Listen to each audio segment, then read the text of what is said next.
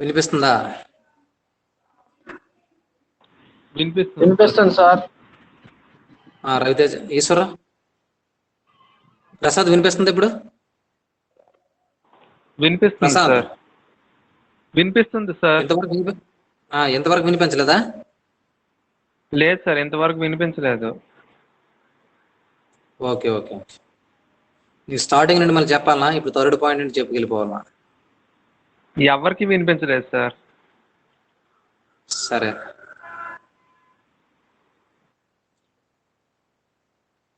ఒకసారి అలా వినేయండి. Site selection criteria. Site selection criteria అంటే ఫస్ట్ ఎటువంటి ప్లేస్లో హైడ్రో ఎలక్ట్రిక్ పవర్ ప్లాంట్ని మనం ఎస్టాబ్లిష్ చేయగలం, ఆ ప్రాంతానికి ఉండాల్సినటువంటి క్వాలిటీస్ ఏంటి? ఫస్ట్ వన్ ఏంటంటే water availability. Water entire year మొత్తం అవైలబిలిటీలోకి రావాలి. అలాంటి దగ్గర కన్స్ట్రక్ట్ చేయడం ద్వారా ప్రొడక్షన్ అనేది ఎక్కువగా ఉంటుంది. రెండోది హెడ్ కెపాసిటీ. ఆ హెడ్ కెపాసిటీ అంటే రిజర్వాయర్లో వాటర్ లెవెల్ ఎంత ఎక్కువగా ఉంటుంది అనేది కూడా చెక్ చేసుకోవాల్సిన అవసరం ఉంది. దాని మీద బేస్ అయ్యి కూడా ఎలక్ట్రిసిటీ యొక్క ప్రొడక్షన్ పెంచవచ్చు. కనుక హెడ్ కెపాసిటీ అంటే చెప్పాం కదా, టెయిల్ రేస్ నుండి రిజర్వాయర్ యొక్క వాటర్ సర్ఫేస్ గల వెర్టికల్ హైట్ని ఏమంటామంటే హెడ్ అంటాం మనం దాన్ని. ఆ హెడ్ కెపాసిటీ ఎక్కువ ఉన్నటువంటి ప్రాంతాలను సెలెక్ట్ చేసుకోవాలి. నెక్స్ట్ థర్డ్ వన్ ఏంటంటే డ్యామ్. దీని గురించి చెప్తున్నాం మనం. డ్యామ్ కన్స్ట్రక్షన్ అనేది హై ఎలక్ట్రిసిటీ ప్రొడక్షన్ అనేది కంపల్సరీ క్రైటీరియా. ఎందుకంటే ఒక ఇయర్లో కంటిన్యూస్గా రెయిన్ అనేది ఉండదు. సీజన్కి రెయిన్ఫాల్ అనేది చేంజ్ అయిపోతూ ఉంటుంది. వర్షాకాలంలో ఉండేటట్టు శీతకాలంలో ఉండదు. కాకపోతే వింటర్లో ఉండే అడ్వాంటేజ్ ఏంటంటే సన్ రేస్ అనేవి డైరెక్ట్గా ఇన్సిడెంట్ అవ్వకుండా లేటరల్గా ఇన్సిడెంట్ అవుతాయి. కనుక ఆ సందర్భంలో తక్కువ ఎవాపరేషన్ ఉంటుంది, వాటర్ ఎవాపరేషన్. అదే సమ్మర్ సీజన్కి వచ్చామంటే కంప్లీట్గా డ్రై అయిపోతాయి. సో దట్స్ వై ఏంటంటే డ్యామ్ కన్స్ట్రక్షన్ అనేది నెసరీ. కాకపోతే డ్యామ్ కన్స్ట్రక్షన్ అనేది అక్కడ జాగ్రఫికల్ కండిషన్స్ మీద ఆధారపడి ఉంటుంది. జాగ్రఫికల్ కండిషన్స్ మీద ఎలా ఆధారపడుతుంది? జాగ్రఫీ అని కాకుండా స్పెసిఫిక్ చెప్పాలంటే జియలాజికల్ కండిషన్స్. అక్కడ ఎర్త్ ఎలా ఉంది, లూజ్ సాయిల్ ఉందా, సాయిల్ అనేది కరెంట్ వచ్చింది.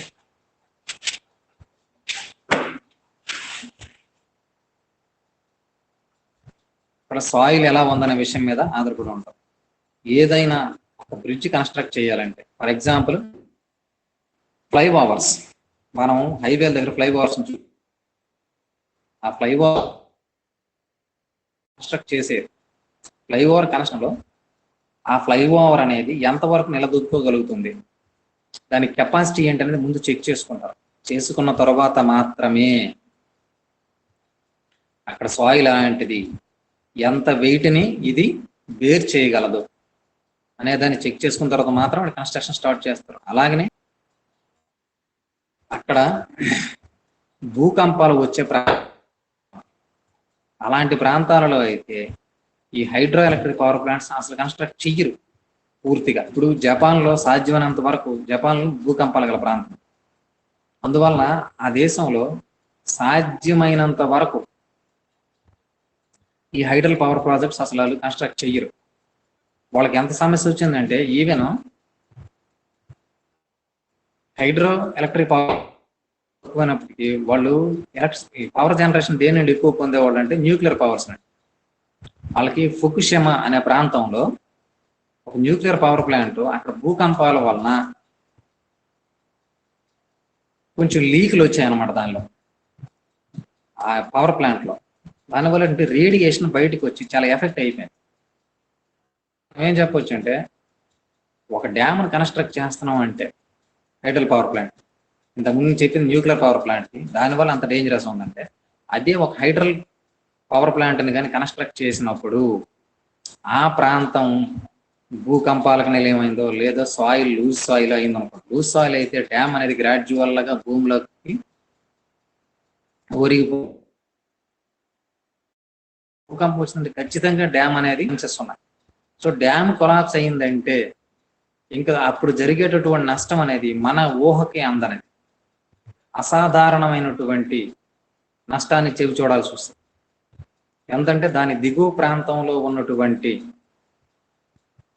లోతట్టు ముంపు ప్రాంతాలే కాకుండా అక్కడ నుండి కొంచెం హైట్ లో ఉండే ప్రాంతాలను కూడా ఒకేసారి హిట్ చేస్తుంది water.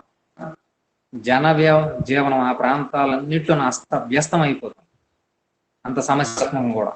So dam construction is most important.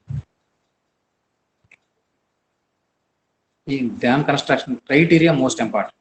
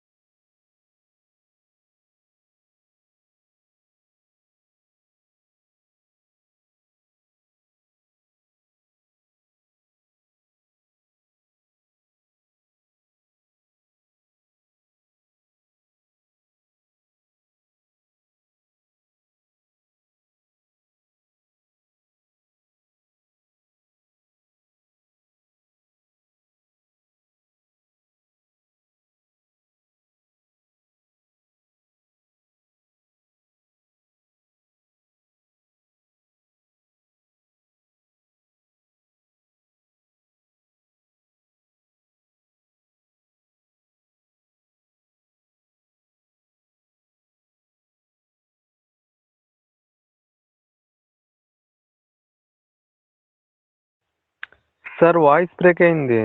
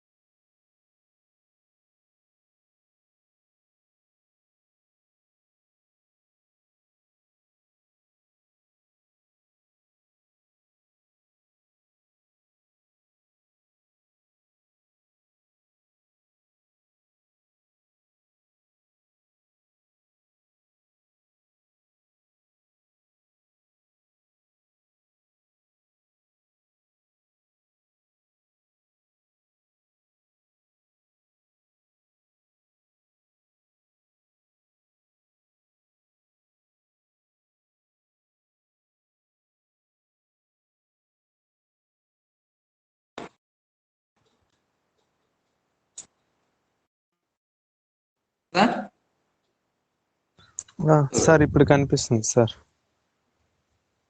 కనిపిస్తుంది కదా.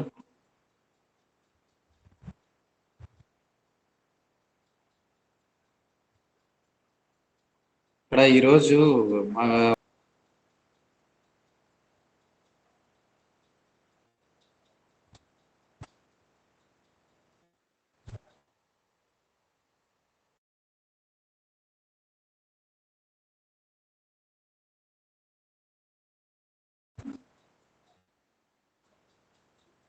దేని గురించి డిస్కస్ చేస్తున్నామంటే transportation facility. Would transportation facility must be available. దేనికోసం అంటే కాంపోనెంట్స్ అనే వాటిని మనం అక్కడికి పట్టుకెళ్లాల్సి ఉంటుంది కనుక కన్స్ట్రక్షన్ దగ్గరికి. సో ట్రాన్స్పోర్టేషన్ ఫెసిలిటీ ఉండాలి.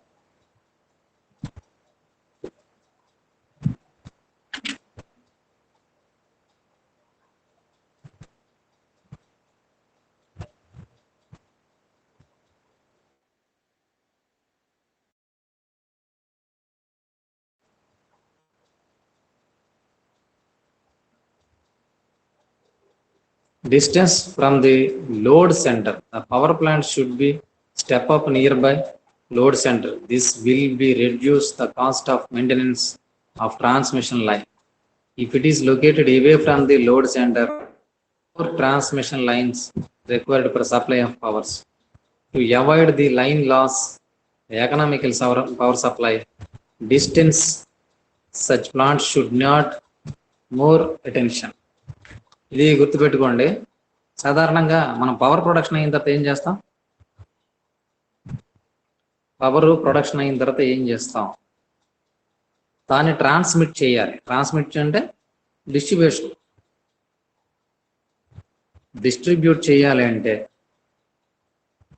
హౌస్ హోల్డ్కి కానీ, ఇండస్ట్రియల్ పర్పస్ కానీ, అగ్రికల్చర్ పర్పస్ కానీ ఇక్కడ నుండి ముందు ట్రాన్స్మిట్ చేసిన తర్వాత డిస్ట్రిబ్యూట్ చేస్తాం. ట్రాన్స్మిట్ చేయాలి అంటే ట్రాన్స్మిషన్ లాసెస్ కొన్ని ఉంటాయి. ట్రాన్స్మిషన్ లాస్ అంటే ట్రాన్స్మిషన్లో పవర్ లాస్ అయిపోతుంది. మీరు ప్రీవియస్ క్లాస్లో మీరు చదువుకున్నారో లేదు, పవర్ని ట్రాన్స్ఫర్ చేసేటప్పుడు 2 types ఆఫ్ లాస్ అప్లై చేస్తారు. అవి వోల్టేజ్ లాస్, కరెంట్ లాస్ అని.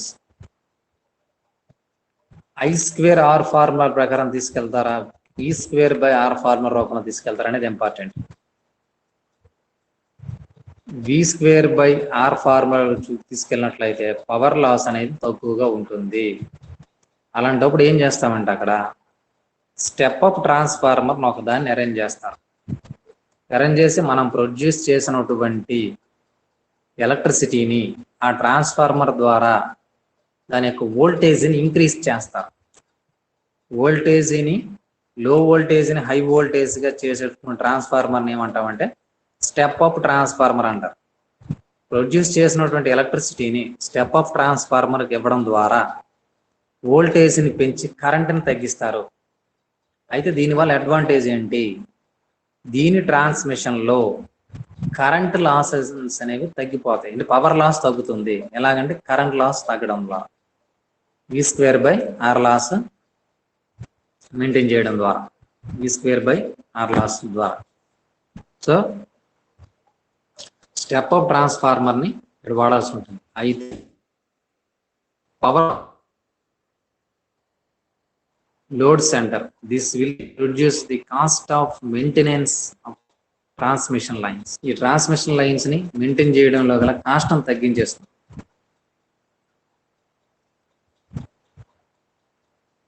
To avoid the line loss and economical power supply distance of such plants should be need more attention. ఈ పవర్ లాస్ ని తగ్గించడానికి ఈ డిస్టెన్స్ ని తగ్గించడం అనేది చాలా అవసరం.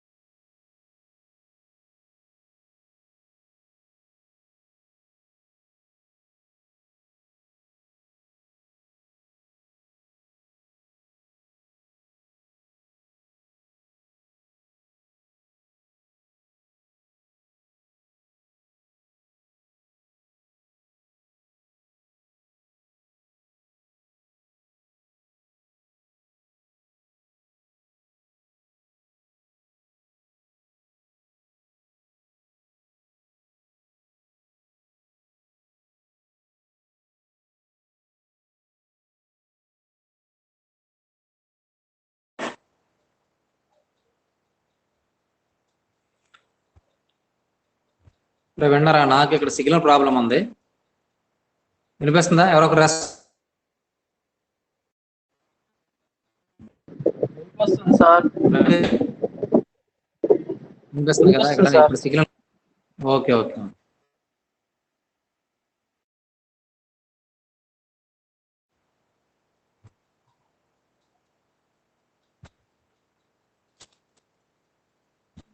Environment effect submerge large area and many villages, so the environmental effect should also be considered. ఇదే మేజర్ ఇంపాక్ట్ అన్నింటికి ఉన్నాం. అవైలబిలిటీ ఆఫ్ వాటర్ ఉంటే చాలు, కానీ మిగతావన్నీ కూడా సాయిల్ కరెక్ట్గా ఉంటే మెయింటెనెన్స్ కాస్ట్ అనేది గవర్నమెంట్ భరిస్తామని ముందుకు వచ్చిన ఎన్విరాన్మెంటల్గా ఎంత వరకు అది ప్రాజెక్ట్ అనేది పాసిబుల్ చూసుకోవాలి. సాధారణంగా విలేజ్ అలాగనే డీఫారెస్టేషన్ జరిగిపోతుంది చాలా వరకు. నదులు ఉన్నాయి, ఖచ్చితంగా ఈ ఫారెస్ట్ అనేవి డెవలప్ అవుతాయి.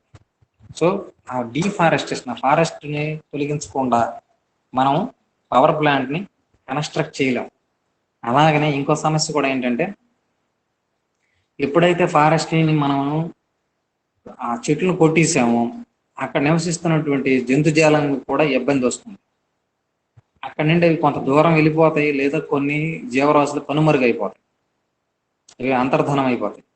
అది ఒక రకమైన సమస్య. అలాగనే వాటర్లో ఉండేటటువంటి ఏవైతే జలరాశులు ఉంటాయి, వాటర్ లివింగ్ యానిమల్స్ ఉంటాయి, వాటి జీవనాన్ని కూడా ఈ ప్లాంట్స్ కన్స్ట్రక్ట్ చేయడం వల్ల ఇబ్బంది వస్తుంది అన్నమాట. ఆ నదులు అనేవి ఉన్నప్పుడు ఆ వాటర్ యానిమల్స్ ఉండేటువంటి స్వేచ్ఛ ఉండదు. సో ఇది ఒక రకమైనటువంటి ప్రాబ్లం. మనం ఏమనుకుంటామంటే ఎన్విరాన్మెంట్ అంటే మనకి ఇబ్బంది కలగకుండా పొల్యూషన్ లేకుండా ఉంటే చాలనే కాన్సెప్ట్లో ఉంటున్నాం. ఎన్విరాన్మెంటల్ ఎఫెక్ట్ అంటే అది కాదు.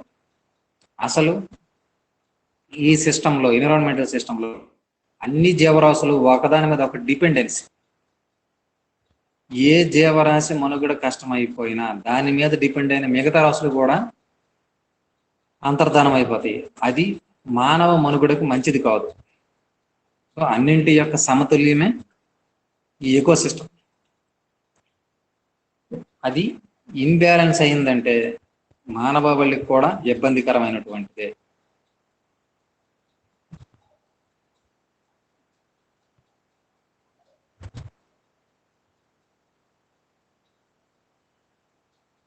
అరే 9 మంది ఉండాలి, అప్పుడే వెళ్ళిపోయారేంట్రా?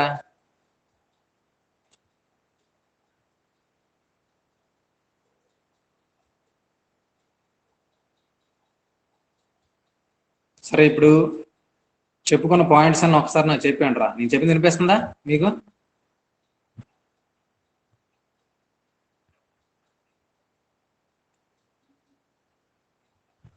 ఫస్ట్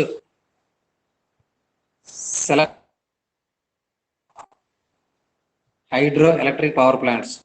దీనిలో మొట్టమొదటిగా ఏం చెప్పుకున్నాం? Availability of water. ఎక్కడ వాటర్ సోర్సెస్ ఉంటుందో అక్కడ మాత్రం కన్స్ట్రక్ట్ చేయగలం. ఎగ్జాంపుల్గా వేటిని చెప్పుకుంటాం. ఇప్పుడు నాగార్జున అంటాం, అది దేనికోసం?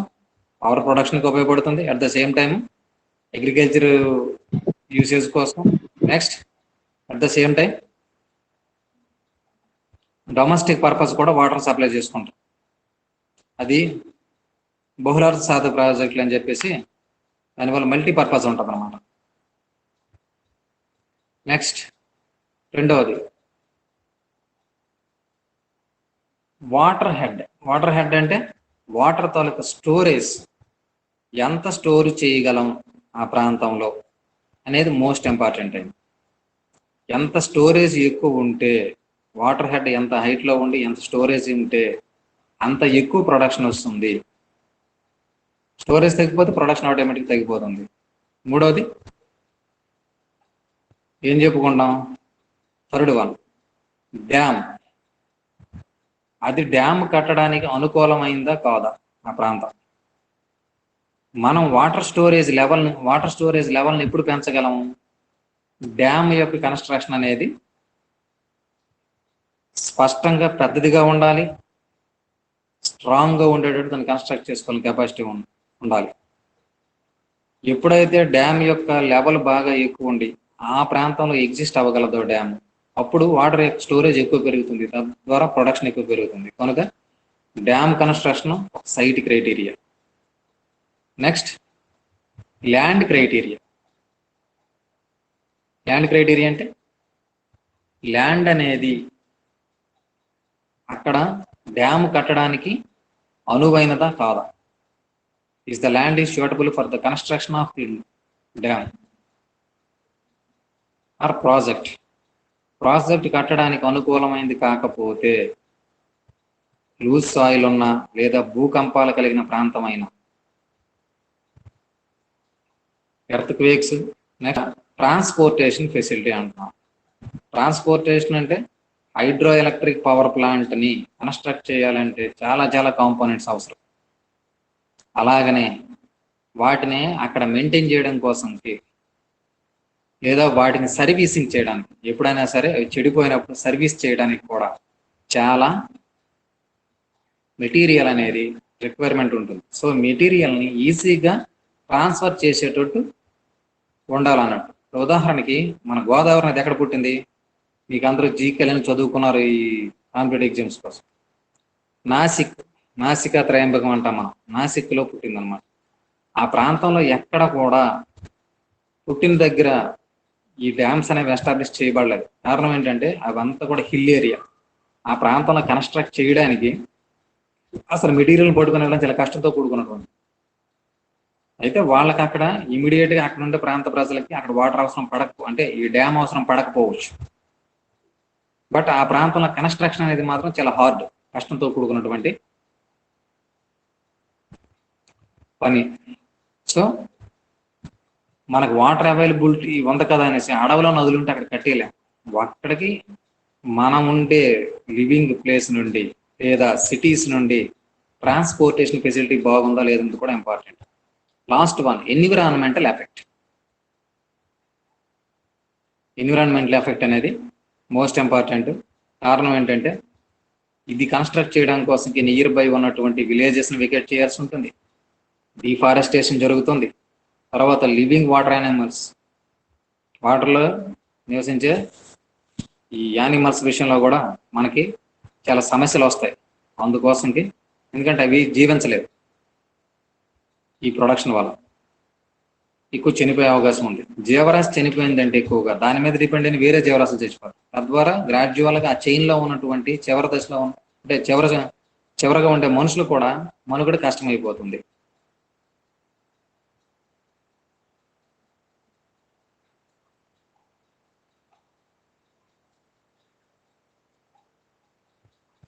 ఒరే మీరు 9 మంది అటెండ్ అయ్యారు కదరా, మిగతా వాళ్ళు ఏమైపోయారా? 5 ఉన్నారు. చదువుతున్న వినండి. రమణమ్మ, సలీం రాజు, రవితేజ, దిలీప్ కుమారు, ఈశ్వరరావు. ఒరే అందరూ మీరు మాట్లాడంటారా నాతో? ఒరే ఈశ్వరరావు, చెప్పండి సార్. దిలీప్ నువ్వు ఎనర్జీకి ఫోన్ చేయరా? రవితేజ అయ్యప్పకి ఫోన్ చేయరా? రమణమ్మ, రాజులమ్మకి, సుష్మాకి ఫోన్ చేయరా? సార్ నేను క్లాస్ ఉన్నాను సార్. ఎవరు? సుష్మా. సుష్మా నువ్వు రాజులమ్మకి ఫోన్ చేసి. Okay okay. ఇంకెవడరా? అయ్యప్ప వెళ్ళిపోయాడు. రాయి కుమార్ ఫోన్ చేయండి అసలు. ఒక విషయం, నేను కరెక్ట్ గా ఇప్పుడు 3:57 అయింది. 4 గంటల క్లాస్ స్టార్ట్ చేస్తాను మళ్ళీ. 34